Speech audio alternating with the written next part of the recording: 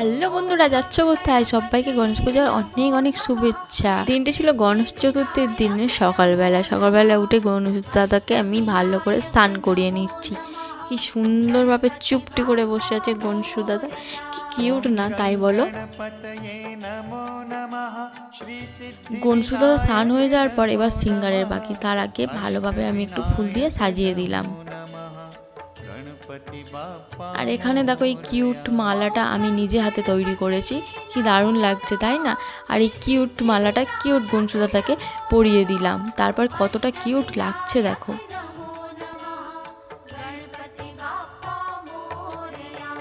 এরপর গণেশদাদাকে প্রসাদ হিসাবে দিলাম আমি দই, কারণ আর্লি মর্নিংয়ে কোনো দোকান আমি খোলা পাইনি।